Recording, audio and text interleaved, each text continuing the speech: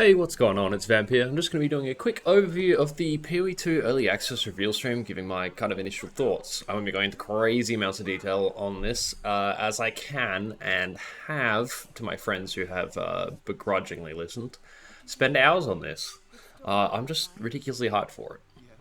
Now, first, I just want to point out that the team who worked on the initial cinematic has done an amazing job showing us that not only certain AAA companies can make incredible cinematic cutscenes. Now, after a great gameplay trailer and an introduction from the legendary game director Jonathan Rogers, we jump straight into the basics of the skill gem system and the classes.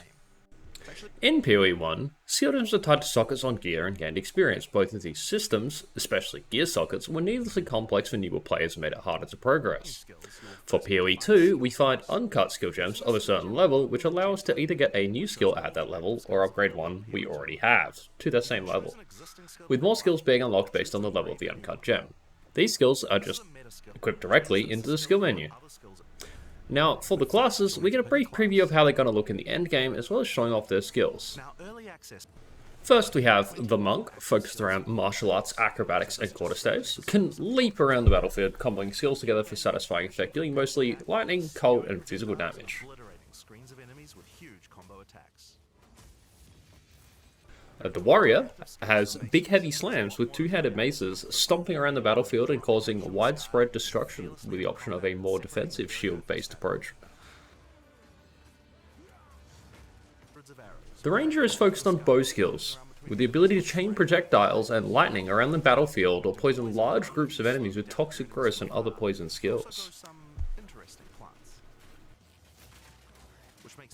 The Mercenary is designed around crossbows and will feel more like a twin-stick shooter, with the ability to change ammo types that will basically just feel like entirely different, guns?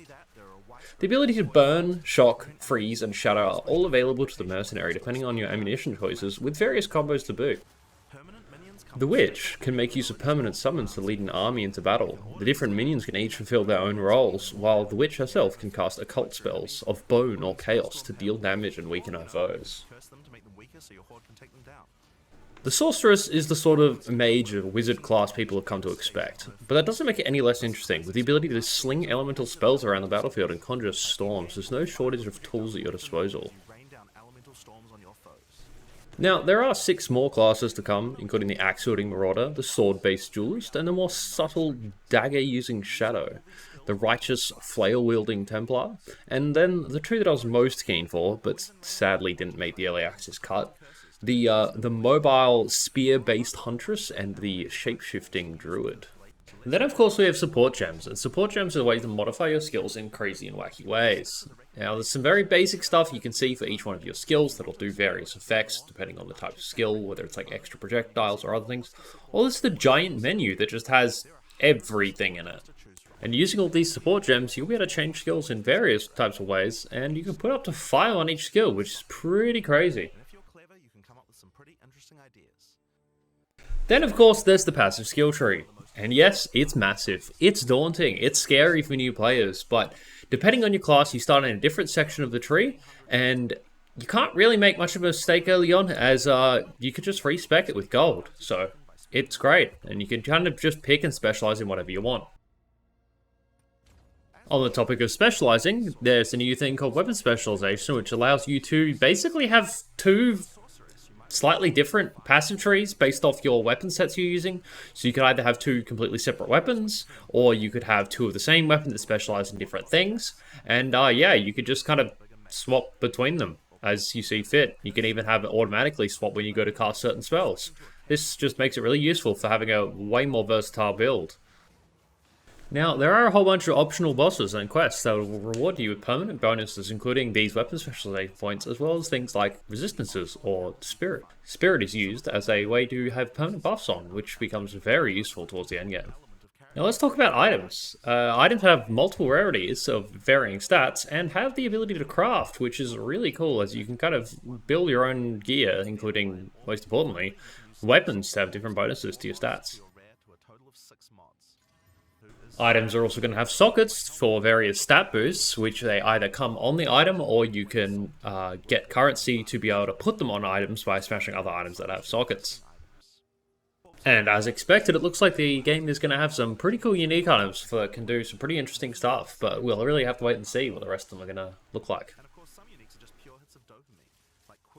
Now, each of the classes is also going to be able to ascend, going into one of two Ascendancy classes. This will be 3 on release for each of the 12 classes, but for now, we've got to settle with 2. For the Sorceress, the first one is going to be the Stormweaver, which is going to have the ability to conjure elemental storms on crits, shock twice, and also have every damage type cause shocks. Then also there's going to be the Chronomancer, which is going to have the ability to time freeze, rewind back in time, and reset cooldowns. Then for the Warrior, we're going to have the Warbringer, which will have the ability to summon Ancestor Spirits when you summon a totem for various effects. You'll also be able to encase yourself in Jade as a large defensive boost. You'll then be able to use your Warcries to cause corpses to explode, and also just completely ignore Warcry cooldowns. Basically just get really angry and things explode. Alternatively, you'll be able to play as the Titan, and the Titan is going to have the ability for all the slams to just cause aftershocks, effectively doubling them. You'll also have the ability to have crushing blows to help stun enemies, as well as just dealing significantly more damage against stun targets.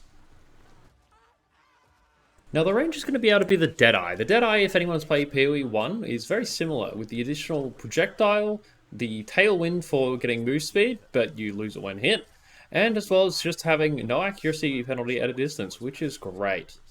Alternatively, there's going to be the Pathfinder, who's going to have the ability to use concoctions of varying types to be able to just throw at enemies.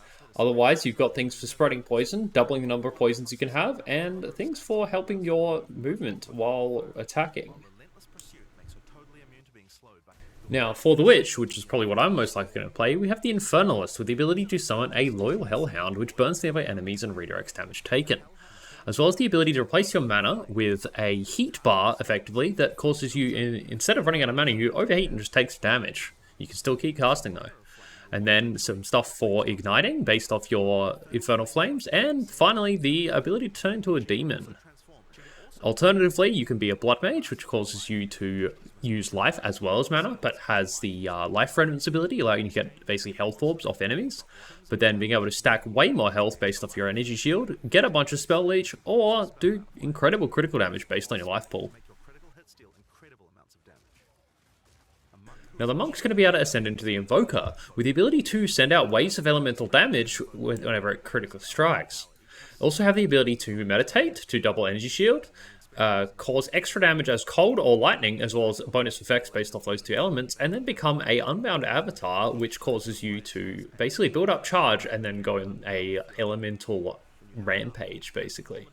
Otherwise, you'll be able to be an Acolyte of Chula, embracing the darkness, where you will gain darkness instead of spirit, which will just absorb all damage instead of your health. And then being able to gain extra bonus damage as Chaos based on your unreserved darkness, giving huge resistances to Chaos damage, instant mana leech, and also making your mana leech apply to energy shield. Also, you'll then have the ability to have Into the Breach, which will just grant you various bonuses as you find essences of Chaola or something. I don't know, it seems weird. The Mercenary will be able to ascend into the Witchslayer, with one of the abilities giving you a elemental shield but lowering your physical attack effectiveness. You'll then be able to have chances for enemies to explode with double against undead demons, Decimating Strike, causing large amounts of damage to the enemy on the first hit, as well as the ability to break enemies' concentration so they cast less. Alternatively, you'll be able to be a Gemling Legionnaire, which is going to have the ability to enhance all gems in various ways and really make the most of the new skill system.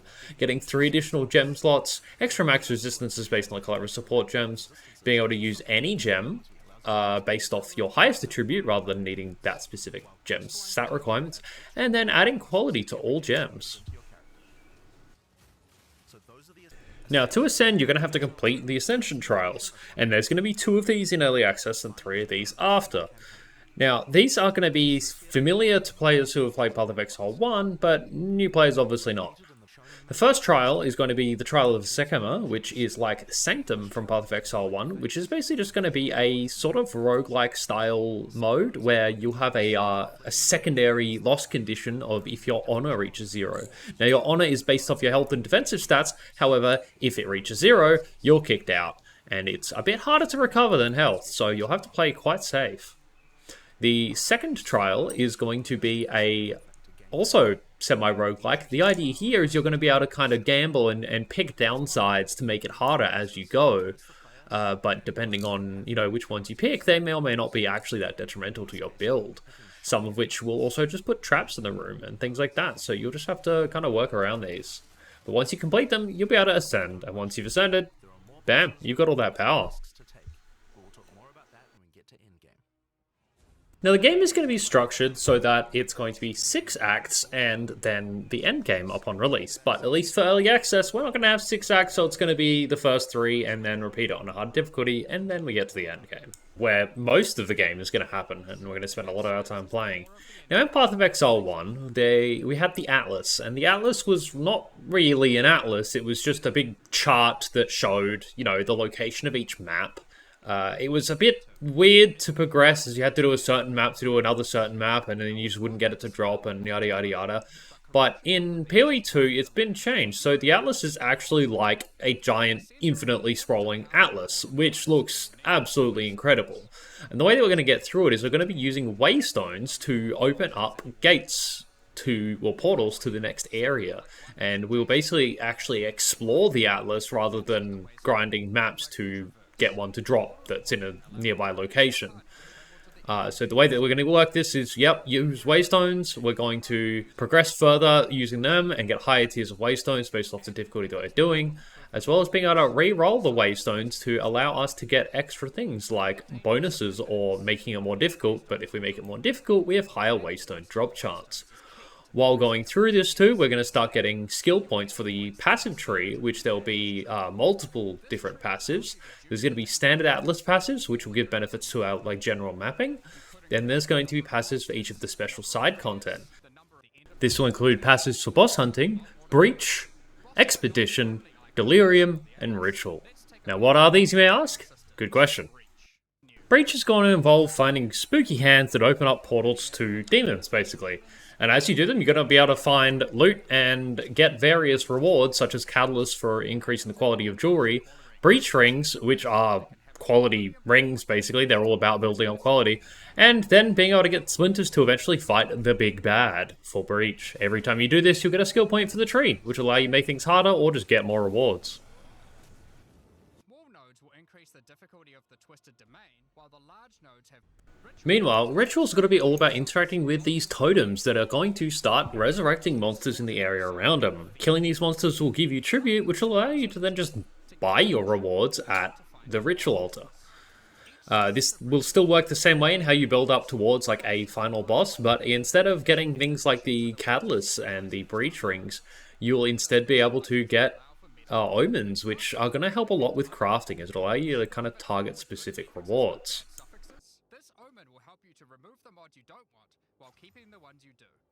Next is going to be Delirium, where you'll come across mirrors of Delirium that fill your maps with basically an insanity fog. And basically it'll cause all enemies in the area to get stronger, as well as certain ones be possessed with extra demons, basically. You'll get various rewards that'll build up as you kill things, and then basically they'll just drop. The rewards you'll be able to get here that are specific to this are the Distilled Emotions, which allow you to instill amulets with passives from the passive tree, allowing you to get them even if they're not anywhere near where you are. These will also allow you to modify maps, and modifying maps, waystones, because maps aren't a thing anymore, but effectively modify your maps to have different benefits and downsides. Eventually you'll be able to build up to a simulacrum, which is where you fight the big bad, and it's basically a wave-based thing, and once again you'll get your skill points. The final one of these, and probably my most favourite from Path of Exile 1, is the Expedition. An Expedition is going to be basically dropping bombs on a dig site to dig up corpses to collect artifacts. There'll also be these things called remnants, which will modify the enemies in here, causing them to either have great benefits or great downsides, and you'll just kind of have to play a bit of a balancing act to make sure you don't do anything that makes it hard to do. Once you get the artifacts though, you'll start being able to purchase things from the various vendors in different ways. Now, one thing you can be able to get here is expedition logbooks, and logbooks allow you to basically go to a super large expedition dig site that has various caves and stuff, which will then also lead to you potentially being able to fight the big boss of the area. One thing to note is all these endgame content also have tablets, which these are the ways that you'll be able to do more of that content, because basically you can go to these towers, and at the towers you can then just force more maps to have that content in it, which is, going to be absolutely fantastic if there's one you want to grind more than others. Now, in the endgame, there's also going to be like super juiced versions of the trials that you originally used to get your Ascension. The first being the Trials of the Sekima will just be like super amped up and be very difficult, and you'll be able to get jewels, and jewels are used to go into the passive tree to give you various benefits either directly or to the passives around the area. You'll also start being able to get relics, which will make your journey through the Trial of the Sekima much easier or more rewarding, including some special unique ones that will have special effects, like making so you're not allowed to get hit at all. And for the Trials of Chaos here, you will instead get these inscribed ultimatums, which will basically just give you larger kind of sets to do with various rewards, and it's a good way to gamble, and one of the best ways you're gonna get your Val orbs for re-rolling stuff, which includes potentially getting extra sockets or other passive effects on all your bits of gear. Also from here, you'll be able to get special soul cores, which are like extra powerful versions of the gems that will be going in sockets. Of course, then they also have a pinnacle boss right at the end, which we don't know much about. But basically, yeah, we're just going to have to kind of push towards it by doing these bigger Atlas bosses. They're basically the Axe bosses, but in the Atlas. And if we fail them or fail their lieutenants on the way, we will have to go hunt them down again. Then, of course, the very end, we got supporter packs. They're all really cool. Just check them out. Now, personally, I'm just super keen to get in and see all this game has to offer, as even in early access, it looks like it has so much content, and it's going to be a great time. I think, as I said, I'm probably going to start as the Witch, either the Infernalist or the Blood Mage. Both look pretty cool to me. I'm just so excited about everything here. It looks like they're making so many changes in the right direction, from, the changes in the end game, the changes to gameplay, making all the weapons feel different. I know some people had the complaints about like the speed, but now that we've seen a little bit more of what the builds might look like in game, I think it looks pretty damn good. And so far everything's looking absolutely incredible. I'm just really keen to see the other classes come in and the rest of the content, and it should be fantastic. But yeah. Super keen. I'm probably gonna, on day one, I'm gonna be probably streaming with a couple of mates. We're gonna try and do a group content playthrough. And it should be, yeah, a whole lot of fun. Yeah, it's honestly just mind-blowing how good all this stuff looks. And so, yeah. Catch me hopefully on Twitch soon. I'm going to probably try to do more Zero to Hero stuff in PoE 1 before PoE 2 comes out. Although I'm not sure how much time I'm going to have. But in any case, I'm going to try to keep making content, and hopefully this little overview video has been helpful for anyone who's been struggling to find a good kind of video for it, because I know it's kind of a bit hectic when, the main video is like an hour and a half long. But yeah. All right. Thanks. See you in the next one.